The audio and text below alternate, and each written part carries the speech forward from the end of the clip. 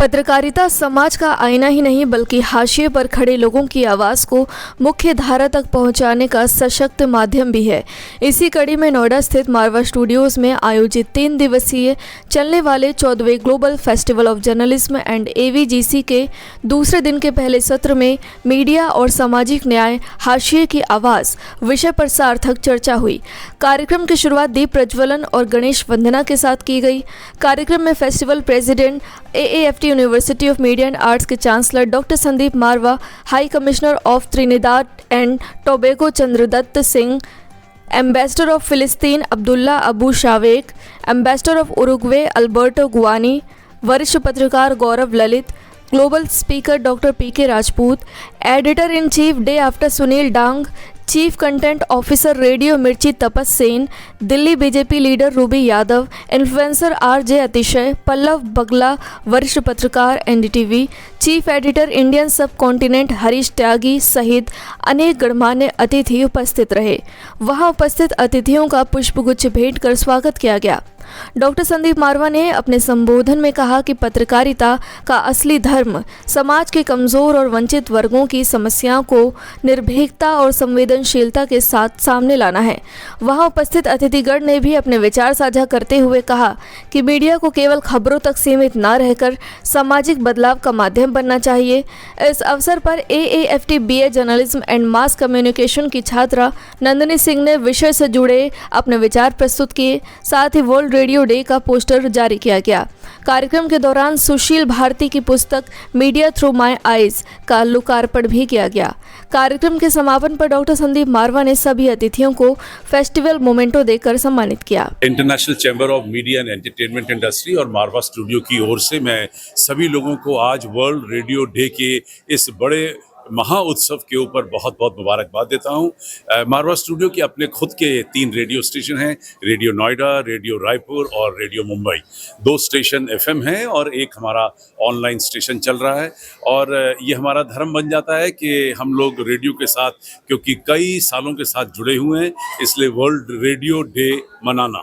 और हमारे इस ग्लोबल फेस्टिवल का दूसरा दिन जो है वो वर्ल्ड रेडियो डे के ऊपर पड़ता है और यही वजह है कि आज ज़्यादा तवज्जो जो है हम लोग रेडियो के ऊपर भी दे रहे हैं। अभी हमारा आज का पहला सेमिनार ख़त्म हुआ है और इसी सेमिनार में देश और विदेश के बहुत सारे लोग यहाँ पर मौजूद थे। चकाचक भरा हुआ हॉल, तालियों की गूंज और उत्साह और जोश, ये सभी आज दूसरे दिन उसी तरीके से बना हुआ है जैसे इंटरनेशनल जर्नलिज्म डे यानी कि 12 फरवरी कल का दिन जो ओपनिंग का दिन था। मुझे खुशी है कि हम लोग जिस बात को लेकर इस पूरे ग्लोबल फेस्टिवल ऑफ जर्नलिज्म को लेके चले हैं, हमारा मकसद जो है वो पूरा हो रहा है। बड़े बड़े लोग फिल्म, टेलीविज़न, मीडिया और रेडियो और प्रिंट के इस पूरे खानदान से इस वक्त यहाँ पर मारवा स्टूडियो में मौजूद हैं और हर शख्स कोई ना कोई अपने तजुर्बों से, अपने पिछले बीते हुए हालातों से जब कोई एक नई कहानी सुनाता है तो उससे हमारा भी और हमारे स्टूडेंट्स का ज्ञान जो है वो बढ़ जाता है। और सारे फेस्टिवल का तात्पर्य ही ये है कि जो 100 साल का मीडिया का एक्सपीरियंस है वो हम लोग यहाँ 3 दिनों में अपने स्टूडेंट्स के साथ बड़े खूबसूरत तरीके से बिखेर देते हैं। 14 global film festival of journalist के बारे में क्या बताना चाहेंगे सर आप? देखिए, जर्नलिज्म जो है वो जुनून है और उसको फेस्टिवल की तरह मनाना एक बहुत बड़ी बात है। यंगस्टर्स के साथ बनाना कोई चीज़ और मनाना जिससे कि यंग पीपल और जर्नलिस्ट बने, it is a wonderful thing, it is a great experience. मैं आज यहाँ पे दूसरी बार आया हूँ and it has been a wonderful experience. All young people who want to be journalists, this is a beautiful time for India. India is developing very quickly. We want to be a developed country by 2047. And if you have to be a developed country, you need good communicators. And good communicators will come when they are well trained. And the training happens right here. So it's a brilliant time for India. It's a brilliant time to be a journalist. India is going to be a leader very soon.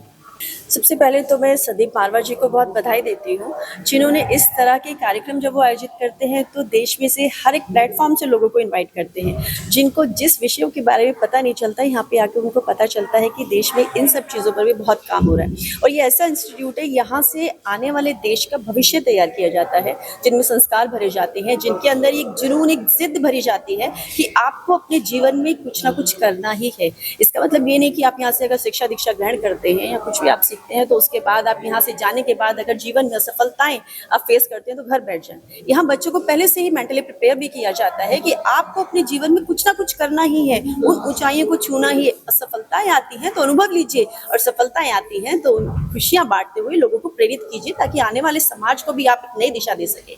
तो संदीप मारवा जी ने जो एक बीड़ा उठाया है, इतने वर्षों का उनका सफर रहा है, और AAFT के अंदर मैं बहुत बार यहाँ पर आई हूँ, मैंने देखा है कि नए नए जब बच्चों को देखती हूँ तो कहीं ना कहीं जब उन्हें सेटल होकर देखती हूँ कि राष्ट्र हित में काम कर रहे हैं, देश का नाम रोशन कर रहे हैं। और जहाँ तक बात जर्नलिज्म की है तो आज का जो दिन वो मना रहे हैं देश के अंदर एक त्योहार के रूप में, तो ये एक जिम्मेदारी भी है, क्योंकि पत्रकारिता सिर्फ लोगों तक एक सूचना पहुंचाने का माध्यम नहीं है, ये पूरी तरह से हमारे देश की आत्मा में बसता है, क्योंकि हमारे देश को घर बैठे जनता को जो सूचनाएं प्राप्त होती हैं सच्चाई के साथ, वो पत्रकारिता के माध्यम से ही होती है। आपके अंदर लिख दिया है, और जब आप लिखते हैं तो हर बात ज़रूरी नहीं कि आप लिखें।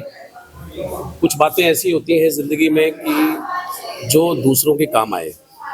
तो मैंने अपने इस करियर के अंदर, जैसे मैंने लिखा भी है कि इसी से सागा, तो बहुत सारे ऐसे सच होते हैं कि हम उन सच को बोलते नहीं हैं और ग्लैमराइज करते रहते हैं कि भाई ये सच है, इसको हम ग्लैमराइज करके पेश कर दें। तो वो नहीं होना चाहिए, क्योंकि सच को उसके पूरे मतलब उसकी पूरी पूर्णता में दर्शाना चाहिए। मैं इसलिए ये कह रहा हूँ क्योंकि जो यंग जनरेशन है उसको कंफ्यूज नहीं करना है, उसको पता होना चाहिए कि असफलताएं भी जीवन के अंदर हैं, उसको पता भी होना चाहिए कि ऐसा होता है। तो I am not here to please anyone. Maybe you know after writing this book वो ये कहे कि भैया आपने ऐसे क्यों लिख दिया, but that is my perspective कि मैंने मीडिया को ध्यान में रखते हुए, आने वाली जनरेशन को ध्यान में रखते हुए वो बातें लिखी हैं जो उनको भविष्य में काम आएंगी। मुझे इस बात से कोई फ़र्क नहीं पड़ता कि मैं किसी को खुश करूं या नहीं करूं, लेकिन अगर वो इसको पढ़ेंगे तो वो सच्चाई से रूबरू जरूर होंगे।